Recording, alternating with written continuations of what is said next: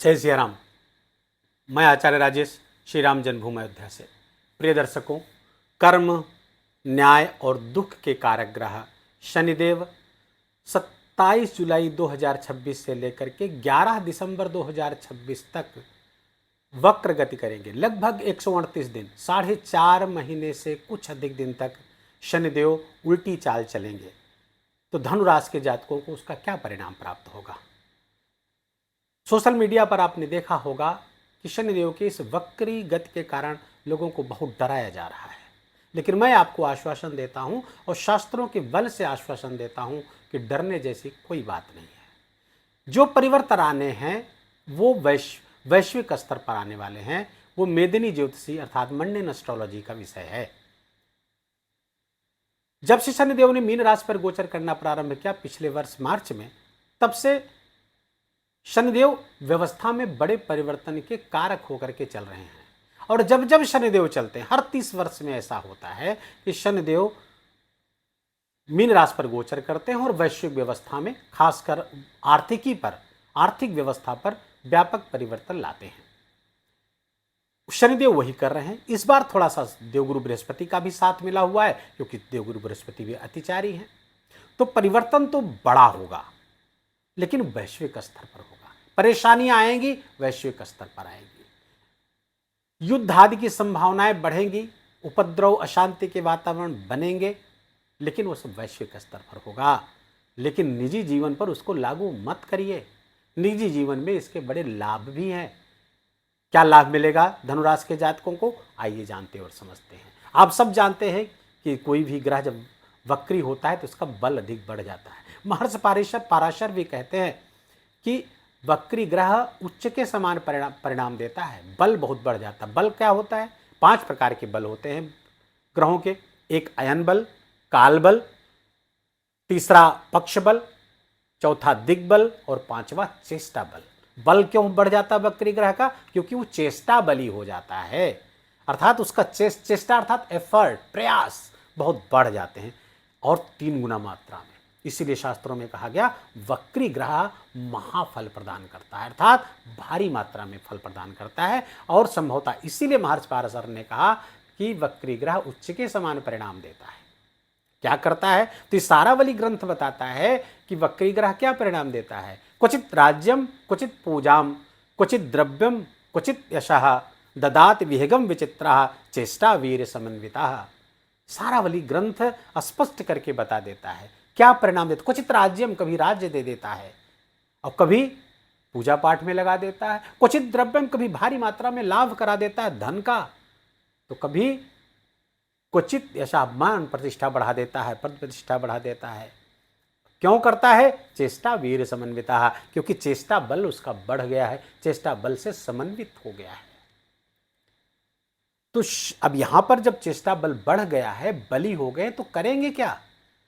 ज्योतिष का मान्य नियम है कि शनिदेव जब वक्री होते हैं तो पलट करके पीछे देखते हैं, पीछे के भाव को देखते हैं कि यहां पे कुछ काम छूट तो नहीं गया है, कोई पेंडिंग कर्मा तो नहीं बचा हुआ है, कोई काम शुरुआत करके छोड़ तो नहीं दिया है। कहां से? जहां पर बैठे हैं और जहां पीछे घूमकर देख रहे हैं। देखिए, चतुर्थ भाव को ले पहले, माँ को किया हुआ कोई वादा तो नहीं पूरा किया आपने? ऐसा तो नहीं है? सोचिए, विचारिए। भूमि भवन वाहन से संबंधित कोई काम पेंडिंग तो नहीं है आपका? पूरा कर लीजिए। भूमि की खरीद फरोख्त से जुड़े हुए हैं, लापरवाही नहीं बरतनी है। आप पेपर्स को बार बार देखिए, कहीं कोई दिक्कत तो नहीं है, आप तब ऐसे निर्णय लीजिए। तृतीय स्थान छोटे भाई बहनों का है, उनसे कोई प्रॉमिस तो नहीं छूटा रह गया है। पराक्रम पुरुषार्थ बढ़ाने के लिए जो काम करने थे उससे कुछ तो नहीं छूटा रह गया है। तो ये सब चीजें अगर आप ध्यान दे लेते हैं तो शनिदेव के वक्रत्व काल में बिल्कुल निश्चिंत होकर के सीना चौड़ा करके आप घूमिए, आपका कुछ भी बुरा नहीं होगा। धनुराशि के जातकों के लिए शनिदेव धन के और पराक्रम के कारक भी हैं।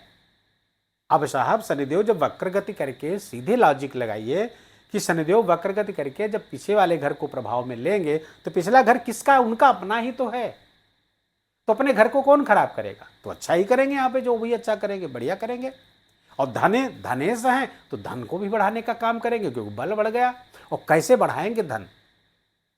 अब ध्यान रखना है कि वाणी का प्रभाव बढ़ेगा। दूसरा क्या, कुटुंब का प्रभाव पड़ेगा, कुटुंब की लेगेसी का लाभ मिलेगा, कुटुंब की प्रॉपर्टी का लाभ मिलेगा, शनिदेव के बल से मिलेगा। और ये जो ये पेंडिंग कार्य आपने पूरे कर लिए, पता कर लिया क्या पेंडिंग्स है, उसको पूरे कर लिए, तो आप समझ लीजिए शनि की तीसरी दृष्टि भी आपके लिए कल्याणकारी होने जा रही है। क्यों? क्योंकि शनिदेव की तीसरी दृष्टि कहां पड़ रही है? छठे स्थान पर। समझिए इसको, छठा स्थान उपचय स्थान है। शनिदेव की उपस्थिति छठे स्थान पर योग कारक मानी गई, राजयोग कारक मानी गई है। और छठे स्थान पर शनिदेव की दृष्टि आ रही। यहां पर राशि कौन है? वृषभ राशि। वृषभ राशि के स्वामी शुक्र हैं। शुक्र और शनि में नैसर्गिक मित्रता है। कहां खराब करेंगे? मित्र के घर को आप खराब करेंगे क्या? जो आपका स्वाभाविक मित्र है, आपका नेचुरल फ्रेंड है, उसके घर को तो आप मदद करेंगे, आप उसकी हेल्प करेंगे। क्यों उसके घर को खराब करेंगे? जो खराब करने आएगा उससे भी दो हाथ कर लेंगे आप। तो शनिदेव क्यों खराब करेंगे साहब? लेकिन शनिदेव के हिसाब से चलना होगा और पीछे के कर्मों को पूरा करना होगा। शनिदेव की जो सातवीं दृष्टि है कहाँ पड़ रही है? वो पड़ रही है दसम स्थान पर, कर्म स्थान। यहाँ के नैसर्गिक कारक भी होते हैं, दसम स्थान के कारक भी हैं शनिदेव। अब वहां पर राशि कौन है? कन्या राशि। कन्या राशि के जो स्वामी हैं वो बुध हैं, और वर्तमान में शनिदेव बुध के ही नक्षत्र रेवती नक्षत्र पर गोचर कर रहे हैं। तो बुरा तो बिल्कुल संभावित नहीं, बल्कि प्रमोशन आदि की संभावना को बढ़ा सकते हैं। आपके प्रमोशन को बढ़ा सकते हैं, नया प्रोजेक्ट मिल सकता है, लेकिन काम का बोझ बढ़ सकता है। काम बढ़ेगा, मेहनत अधिक करनी पड़ेगी, परिश्रम बढ़ेगा, बॉस से अधिक काम आपको प्राप्त होगा। और डिसिप्लिन से यदि आपने काम किया तो शनिदेव सुख बढ़ा देंगे, सांसारिक सुख जो मेटेरियलिस्टिक लाइफ में, उसका भी लाभ देंगे। देव चतुर्थ शनि खतरनाक होता है, लेकिन यहाँ पे चतुर्थ शनि ढैया बना के जरूर चल रहे हैं आपके लिए। लेकिन इसको भी देखना होगा कि धनु राशि के जातकों के लिए ढैया कितनी प्रभावी है इस समय। मैं भी आता हूँ उस विषय पर। तो शनिदेव की 10वीं दृष्टि की बात कर लें, फिर मैं उस विषय पर आता हूँ। 10वीं दृष्टि कहाँ पड़ रही है? आपके अपने व्यक्तित्व पर पड़ रही है। यहाँ पे कौन सी राशि है? देवगुरु बृहस्पति की राशि है। देवगुरु बृहस्पति वर्तमान में देवगुरु बृहस्पति की ही राशि पर शनिदेव गोचर कर रहे हैं, और देवगुरु बृहस्पति शनिदेव के नक्षत्र पर गोचर कर रहे हैं, पुष्य नक्षत्र पर। तो यहां पर सूक्ष्म संबंध भी बना हुआ है और दृष्टिगत संबंध भी बना हुआ। क्यों? क्योंकि देवगुरु बृहस्पति यहां से बैठ करके आपके अष्टम स्थान पर बैठ करके शनिदेव पर 9वीं दृष्टि डाल रहे हैं।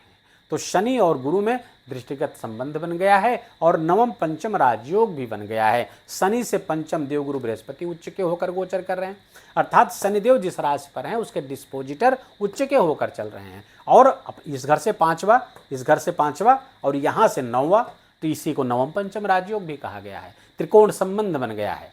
तो ये बहुत ही लाभदायक होगा धनुराशि के जातकों के लिए। जब देवगुरु बृहस्पति उच्च के हुए हैं तो धनुराशि के जातकों के लिए ये एक बहुत स्वर्णिम काल है, ढैया के होते हुए भी। क्यों? क्योंकि डिस्पोजिटर उच्च का होकर चल रहा है। लेकिन 31 अक्टूबर के बाद जब डिस्पोजिटर इनके अर्थात देवगुरु बृहस्पति चले जाएंगे सिंह राशि पर, तब ये शनिदेव अकेले यहां होंगे, और देवगुरु बृहस्पति की जो दृष्टि यहां पर कंट्रोल कर रही थी शनि को, ये कंट्रोल खत्म होगा, और शनिदेव का जो ढैया का प्रभाव नवंबर में बढ़ेगा। क्योंकि तब शनिदेव अस्तंभी गति भी कर रहे होंगे, और अस्तंभी गति और देवगुरु बृहस्पति की दृष्टि का संबंध टूट जाना, ये दोनों शनिदेव फिर ढैया का प्रभाव देना शुरू कर देंगे धनुराशि के जातकों के लिए।